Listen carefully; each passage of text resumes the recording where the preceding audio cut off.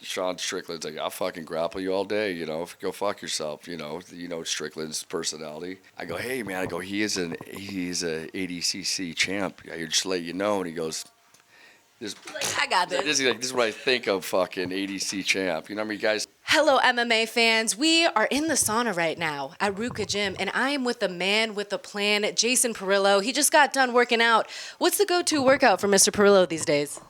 Pretty boring, old school bag work. Hit the bags, sit-ups, not push-ups really, but bag work, run. I like to run. So this is probably your second time here today, because was it like early morning sparring for all the fighters today? Of course. Yep. Every Friday they're sparring, and yeah, I come here twice a day. Second time usually is about me. Although I do work people out sometimes in the evening, but as of lately, I got a couple big fights coming up, so I've been focusing on them in the morning, and then I get my workout as well in the evening. Yeah, and I see Mackenzie out there putting in work, obviously has a really big fight, and Chito as well. So you're looking at Mackenzie Dern's game to start off with. She's coming off of a tough loss, but probably so much that she's learned from that. Headed into this, what's the mindset? Yeah, well, it was definitely her last fight was a loss that she needed because, she's still developing. She knows that. Mackenzie Dern at being number 5 in the world is still in a development process. It's crazy to be a top 10er. Obviously, her jiu-jitsu background's got her in that position because she's a phenomenal, next level in jiu-jitsu. Stand-up is starting to catch up, but it's still a development process, and we're in the top 10, top 5, I should say now. And that last fight, I think, was necessary, to be honest. The loss, gave her stuff to think about. Everybody says you learn a lot more from the losses, which you do. And I think it was a good experience for her. I think she's definitely learned something from it, and we're hoping that she added some inches to her next fight. And you're so much more than just a coach for her, and it was her birthday yesterday. So was there any type of special celebration? I know you can't really do any partying in fight camp, but what a special day yesterday? Christine made her monkey bread. Oh, yes. Monkey bread, home-made, healthy monkey bread. Okay, shout out to the one cookie place that you let me know about. I tried the healthy cookies for my birthday. Christine has all the recommendations. Well, she knows her sweets, this one. Yeah, I know you guys really like the purple ube type stuff, right? Oh, yeah, we're big ube people. So what's the number one dessert spot you guys go to here? What's the name? Stella Jeans. Oh, right over here in Costa Mesa. They got some pretty proper ube. Yeah, it's ice cream. Yeah. Oh my gosh. All right, one and done. Ube stop at Stella's. Stella Jeans. Very good to know. Well, that may be a celebratory spot for Mackenzie Dern after this fight with Tecia Torres. Also, Chito Vera has fights coming off. He's on a 2-fight win streak. But when you think back to his fight against a legend like Jose Aldo, and he kind of just got controlled, what was the main learning point from the fight that he lost? Well, that's exactly right. There was another great experience of a loss for Chito Vera. He learned he can't get ahead of himself, He's still, here's another guy's developing himself. So he's still got some more development to do. He's a little bit more mature along the lines of his development than Mackenzie, I should say. He's got 19 fights in the UFC, so he's been around. He's done some things, but he's really kind of coming into his own right now. That Jose Aldo fight, Jose Aldo, going in that fight in the locker room, I said, the only thing this guy's got on you is experience, and that's what Jose showed him, and I think he learned tenfold from that experience with Jose Aldo, and I'd love to see him get that rematch in the future. It'd be great for him to get that rematch. He ended up getting the rematch from a guy that had beaten him before in the past, so he got to see how he's developed and gotten better. But there's another guy that's definitely developing, but I got really high hopes for him. I got high hopes for the both of them. Mackenzie, and this fight with Tecia Torres is a pick'em fight. It's a really tough fight, and I think she's going to gain a lot of experience from this one as well. Yeah, both two very exciting fights.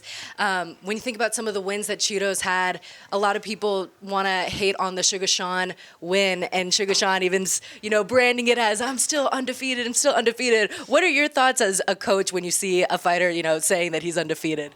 Yeah, it doesn't.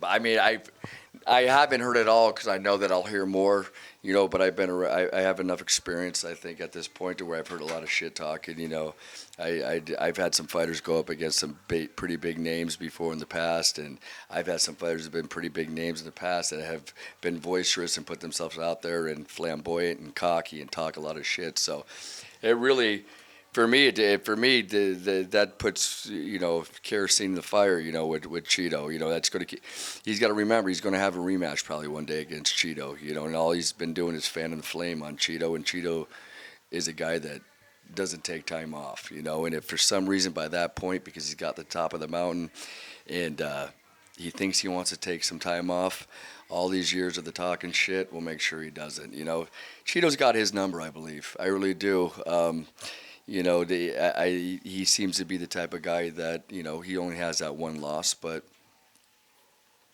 he's got good leverage on his punches, and if he hurts you, and if he knows he can dominate you, he puts on a show. Chito's not a guy that he's going to ever make him feel like he can dominate him, and I think mentally that'll be the folding point. And you talk a lot about the mental side of things. As an undefeated fighter yourself, how are you able to help these fighters on the psychological aspect of the game? I mean, it's there's a development process as well. Trying to get your mind as strong as you can, and that takes some time. That's a question that can't be answered in one sentence, or it can't be in even a paragraph. Being a coach is getting your fighters' minds ready. Being a trainer is getting them in shape for the conditioning for what they're doing. And I say it time and time again. I believe there's a difference between a trainer and a coach. You got your conditioning coaches out here, or conditioning trainers. You got your weightlifting, your strength trainers. You got your even kickboxing trainers or boxing trainers, or And I say trainers because they're good with the body mechanics, and they're good with fundamentals, and they can put you through some good workouts. But building the blocks of the brain, building the mind I think takes some time, and experience I think is the best thing that helps that. I think there's a lot of great coaches out there that been around for a long time, and they do the same thing, maybe not without even realizing they're doing it, or not even focusing so much importance on it. But be able to translate your experience and be able to really get to know your athlete. That's how I really get into my athlete's head, is getting to know them. It's not going to happen in a month or two, or even a fight or two sometimes. Fighters can be pretty difficult people. They're not the easiest people to, get into the back of their brain and talk to them a little bit. That subconscious is a funny thing, you know what I mean? And fighters usually have trust issues and come from a, tougher background. So at the end of the day, you get their trust, you can get to their head, and you can build their brain a little bit. Well, rightfully a nominee for Coach of the Year many times. You've probably seen a lot of things go on in the gyms, from, just too many people being here, egos or different things.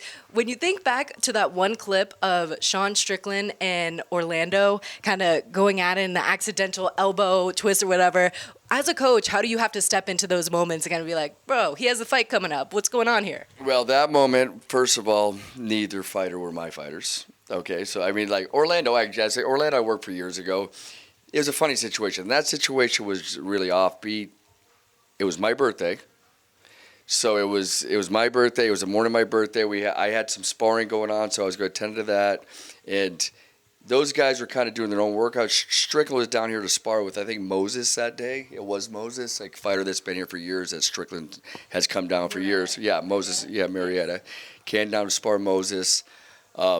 They were finishing up drilling, I think, in here, and Orlando's in there. But prior to workout, everybody was drinking, because it was my birthday. So we had a couple athletes or fighters show up with some bottles. Hey, it's Coach's birthday. Okay, everybody's got to take a shot. You know what I mean? Those two didn't take shots, but the rest of us did. So it was a funny situation. And then we got Orlando and Big Boy, who are the strength cartel. Yeah, they're both 300 pounders, and they're in there. And then Strickland starts, saying, what's up with, how Strickland is. He starts talking shit. So these two knuckleheads don't even belong in here, and then, so they just kind of went back and forth with some talking shit. I go, they're going back and forth, and somebody mentioned the two of them grappling, because Orlando's a ADCC champ, so that guy's a beast. And Sean Strickland's like, I'll fucking grapple you all day, you know, go fuck yourself, you know Strickland's personality. And I go, hey man, he's a ADCC champ. I just let you know. And he goes, Like, I got this. This is what I think of fucking ADC champ. You know how many guys said that to me, you know? And then they, you know, Orlando jumped out, come around, they got in, it started off the way it did. Orlando shrugged his head, I think, at the beginning, and they, you know, it was my birthday. I happened to be standing in the middle of there. I was standing there. You know what I mean? I just kind of, I had to come in, hey, I had a beer in my hand, I think. Didn't I? Yeah, I don't know. I feel like I had a beer in my hand even because it was my birthday. We were like, seemed very nonchalant. yeah, because we were tuned out for the day. These two just decided to have this little, like, you know, pissing contest, you know, in the middle of the day, middle of the morning, again. So they did their thing, and I don't know. He jammed his arm, and you know, and I don't know how bad it was, if it was just a dick move or it really hurt him. It probably hurt him. He freaked out, slapped him. Orlando laughed about it, and then apparently it went viral. And it went tons of people. Did they at least make up after? I don't think they've ever seen each other since. I don't even think they've never seen each other before, and they've never seen each other since. They've never met each other. It was kind of just an offbeat thing happened. Who did Strength Cartel? Isn't he the guy that videoed? Yeah, Big Boy. Yes. Big Boy's. No wonder it went viral. Yeah, that's why, because he's got so many people. Thanks, Big Boy. Thanks, Big Boy. That was big. Yeah, I think Orlando thanked him for it. Thanks, man. That's cool. He doesn't mind a little bit of it. Orlando doesn't mind attention a bit, man. He's a beast, that guy. And Sean doesn't either, you know. But hey, it drew some attention to Sean as well, didn't it? You know, that was around the time he just started kind of coming out of his, coming into the world, the Sean Strickland world, you know, with his. And I don't think it's so much a gimmick. That's Sean Strickland. I've seen it. He's been coming in and out here for years, and he's always had, you know. I've always got along with him. He's always been he's been a fine guy. But I mean, he puts people off a little bit too with some of the things he says. But hey, he keeps it real, I guess, is what they say. It's definitely fun to keep it interesting, and that's honestly one of the rare occasions where I ever saw anything like that happen at this gym. There's always seems to be so much positivity. You have Mackenzie's daughter running around here all the time, and just a great, like, surfer vibe that I feel like is radiated through this gym. So what is it like, you know, just being able to train? You keep it like a private gym, so how special is it that you can have someone like Moa watch her mom train and be able to give that accessibility to the people you're closest to? Yeah, I mean, it's unbelievable. You know, Pat Tenori, the founder of Ruka, built this place for, you know, me and BJ for one of his title fights many years ago, and you know, we've kept it the same way as we did when we started. You know, there has been no type of, you know, we don't have any public type of workouts going on here. You know, I wouldn't mind, actually. I'm thinking about just making a little extra cash. You know what I mean? Gotta pay for that gas. Oh, so many people would come. Gas is freaking crazy. Yeah, no, I'm kidding, but it is great. It's built for that. It's built for the fighters. It's built for the fighters that come in here, feel comfortable, feel like professional athletes, feel like they're going in a room where they know they don't have to worry about being bothered, and not that they mind being bothered even, but not every day you do. You know, not every day, you know, is a day to. You know, you want to sit there and talk to somebody that's on their way to the office and they just finished their workout and they want to have a, 20-minute conversation with you about, you know, whatever. And you've got to be polite and nice, otherwise you come off looking like a dick, you know. And I don't know. It's not just that. It's just, you know, so we can really just kind of hone in on what we're doing. We don't have so many voices in everybody's ear. You know, there's a lot of shit that floats around gyms, you know, every gym's going to have, and what I mean by shit, I just mean there's just, I don't know, just bottom feeding type people that just fighting is a game that you can weasel your way in somehow, you know, somehow, some way, and if you're a good talker and you know, you got some charisma, you can start talking sometimes at some athletes and really fuck their heads up. You know, I see it time and time again. And, you know, when outside private gyms, when you have more of the public gyms, it definitely, I think you get a lot more worrying about, you know, a lot of things leaking in and getting to these guys' heads because fighting is a tough deal. It's a tough deal at all levels. I mean, you start getting up into these, you know, Mackenzie in the top 10, Chito in the top 10, you start getting up in these top 10, you know, fights. You know, it's a game of inches. You know, and if you got bullshit around you, you know, it's gonna rub off. You know, so you got to be careful. I feel you. And since you've had so many years in this game, obviously with one of the best of BJ Penn, I don't know if you're ever going to get over to Hawaii and visit him sometime soon. I just did. You just did? Oh yeah, like maybe a couple months ago. How was that? It was great. It was good. I went out to actually. One of my main reasons going in there was I wanted to see his dad. His dad, you know, was very sick, you know, with Parkinson's, and unfortunately he passed away the day I got there. God, I mean, I'm not, you know, that's a sad situation. You know what I mean? God bless him. But at least you were able to be there for BJ. Yeah, no, 100%. It was great being there. It was great to see Hilo again. Pops, what's up, Pops? Pops is his dad. Great man, very interesting man, brilliant.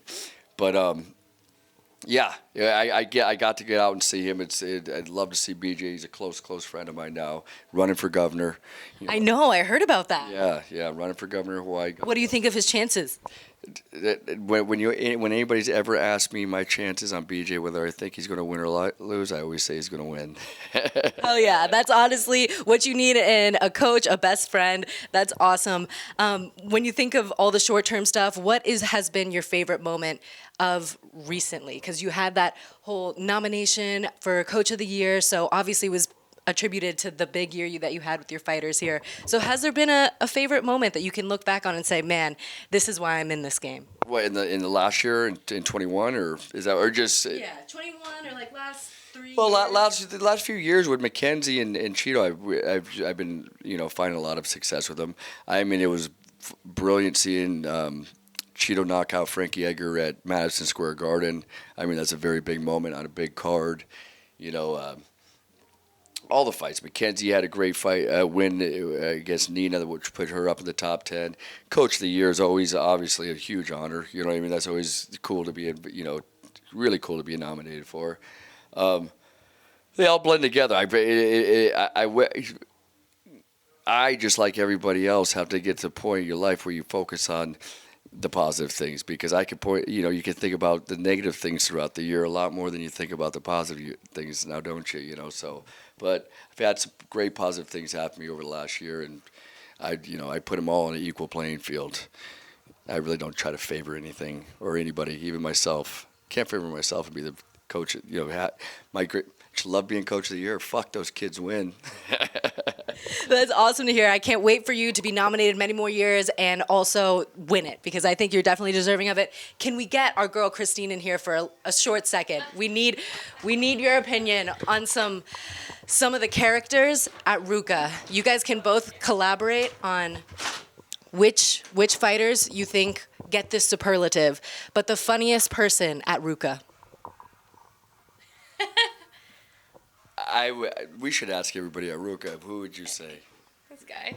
Yeah, actually, we were just talking about going to stand-up. I was just talking to you about going to stand-up comedy 5 minutes ago, right? Yeah. I love comedy. I like to be funny. I'm sure there's some funny guys in here. Everybody's pretty funny.